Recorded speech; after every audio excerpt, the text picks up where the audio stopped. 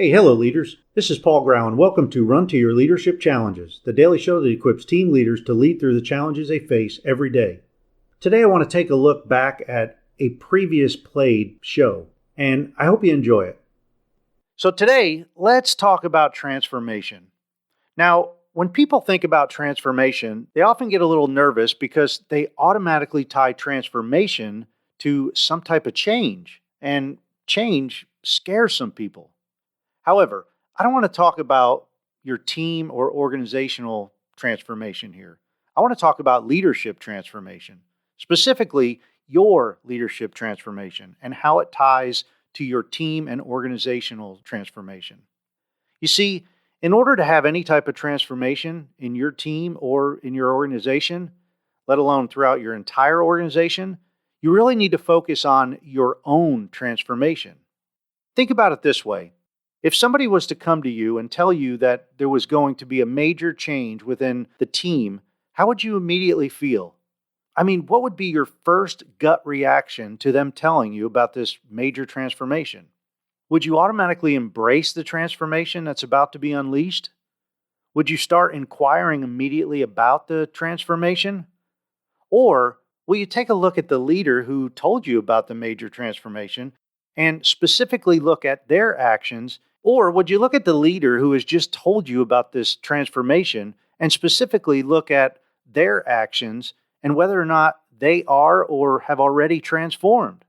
The thing is, many times our subconscious minds automatically think, feel, and behave certain ways based on how we see others behave and by their actions.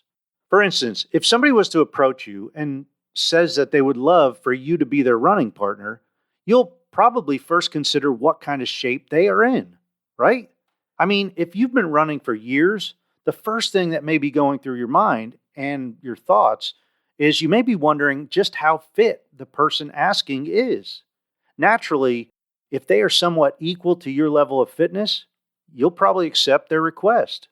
However, if the person asking to be your running partner is totally out of shape, you may instantly think that, man, they're just asking for me to be their personal trainer, in which you may not want to have anything to do with.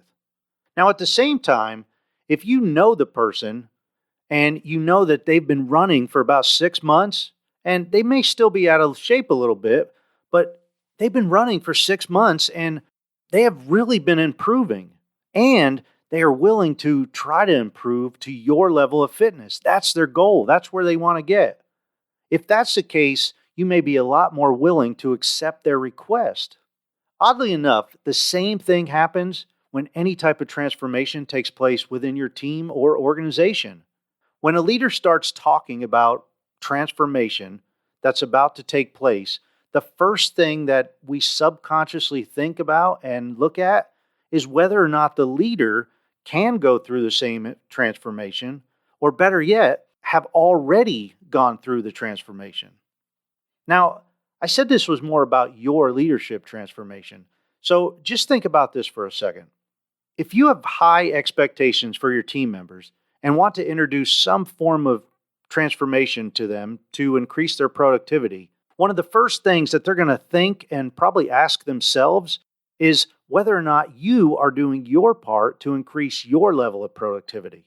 If they see that you have been busting your butt to continually increase your effectiveness and improve your productivity, well, they will be much more willing to accept the transformational plan. All this to say that if you expect transformation to ever occur effectively within your team or organization, it must start with you, the leader. People do what they see their leaders doing, not necessarily what they hear or what they're told to do. This is especially true when it comes to the leader's behaviors and actions, as the leader's actions should always be a model for the team members to follow.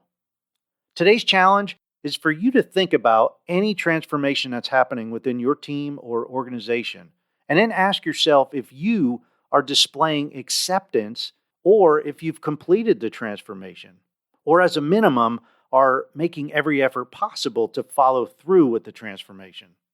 Ask yourself if they can clearly see that you are supporting the transformation by your words and actions. If you answer yes, to those questions, chances are pretty good that your team members will also accept and follow through with the transformation. On the other hand, if your team members see that you are not leading by example and not accepting the transformation, and yet you're providing them with instructions and directions on what you want them to do, they are bound to be more resistant to the transformation. And therefore, you must make some major transformations yourself to get on board and to lead by the right example. So think about the transformation that's happening, and especially the transformation that you don't feel like you are accepting or following through with. And then ask yourself what you need to do specifically so that your team members can use you as a guiding light or a compass to get exactly where they need to be on the other side of the transformation. Hey, that's it for today, but I hope you enjoyed this show. And if you did, please share it with another leader or aspiring leader. And be sure to download your free product that's going to help you with your productivity, communication, and so much more within your team. You can download this product at clcteam.com/hiring question, or just click on the link in today's show notes. Hey, I hope you have a great rest of your day. And until tomorrow, run to your challenges.